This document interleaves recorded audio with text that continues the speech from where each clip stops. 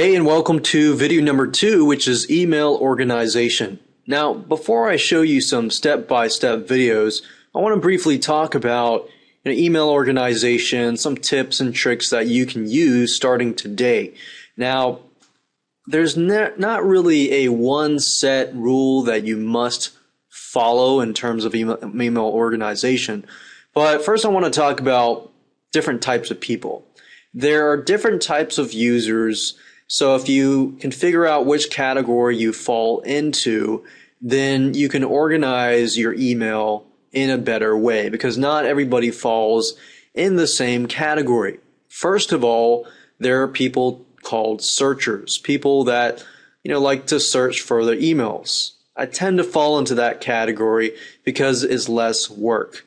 But at the same time, I like to categorize my emails at the same time because I know that searching is not going to be able to solve all of my needs. So for example, if I need an email, I need to get a password that I received from a business partner, then I tend to go to Gmail and do a search for that password.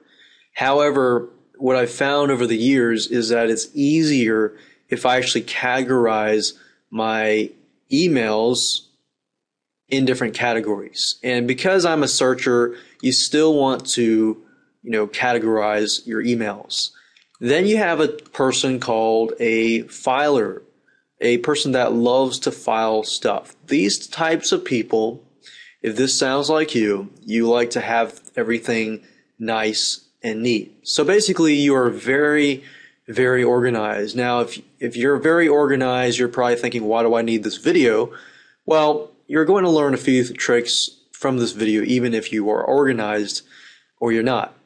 Now, if you are organized, then you're a filer, so you like to have everything neat and nice. If that's you, we'll talk about more tricks in just a minute. Then you have somebody called the tagger. This type of person is sort of in between the searcher and the filer. I've become more of a searcher slash filer slash tagger. And tagger likes to put little hints, like you put labels. Instead of, for example, filing by a business category, you will say something like, this email deals with, business, but it deals with this specific keyword. So you might tag it with a keyword or a hint and so forth. So now that you understand the three types, and there are many more different types of people out there, but that's pretty much the general category. Now let's talk about the do's and don'ts.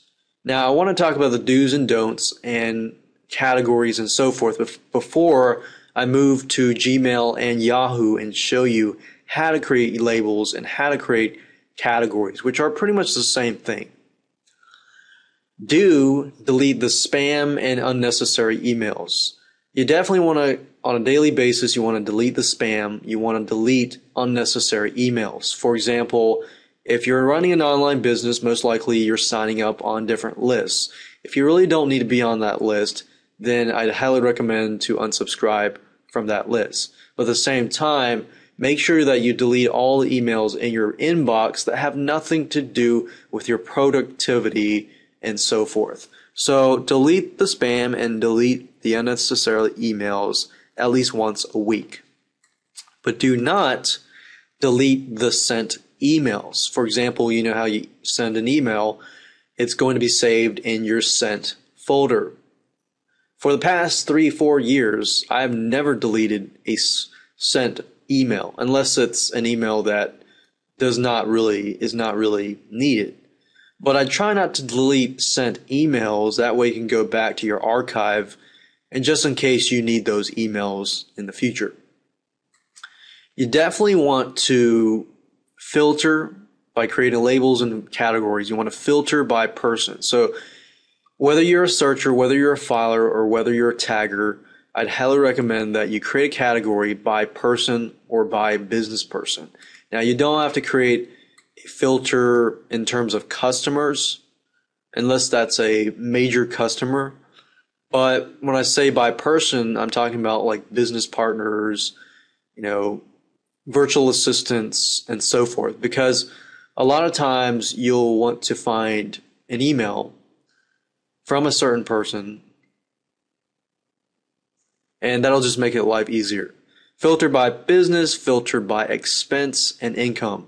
I actually filter and create labels for my expenses for 2009, 11, 10, 11, and filter by income, because guess what? When you're doing your taxes in the future, you're going to need to find which ones are expenses and which ones are incomes and net profit and so forth. So by filtering and categorizing, you will be able to do that at a fast pace.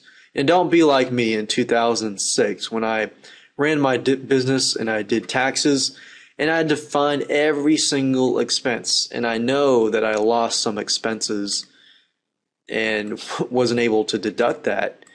And because of that, I lost a lot of money.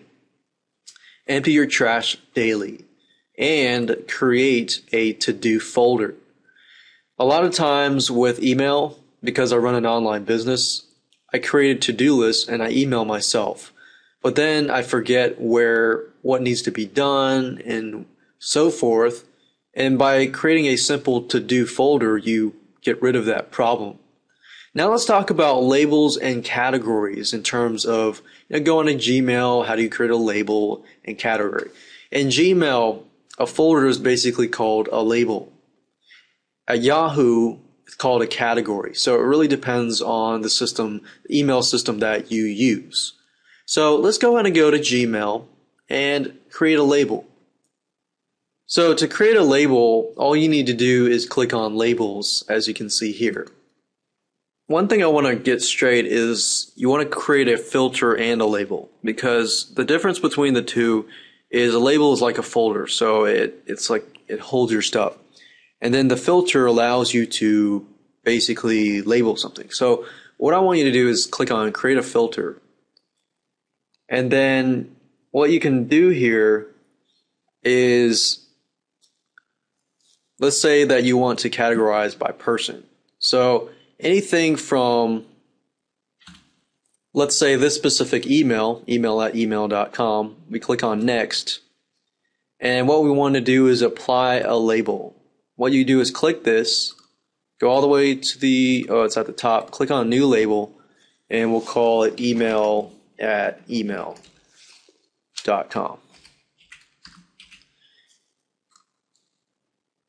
Click on OK, and you've created an email label for the email at email.com.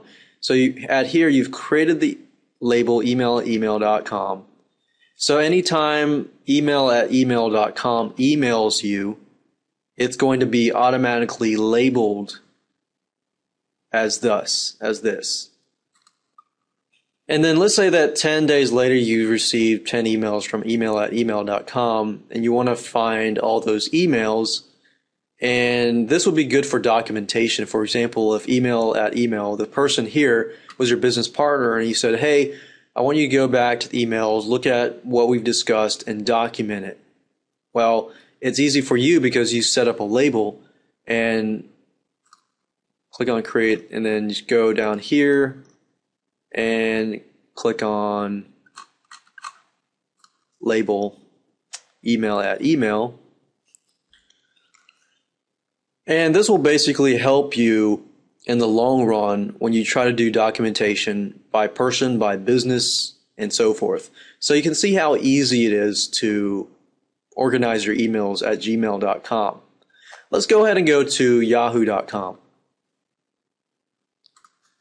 Yahoo is just as easy, and what you do is you go to the bottom here and you click on My Folders, click on Add, and all you have to do is name the folder. So if I say email at email.com, and that's it.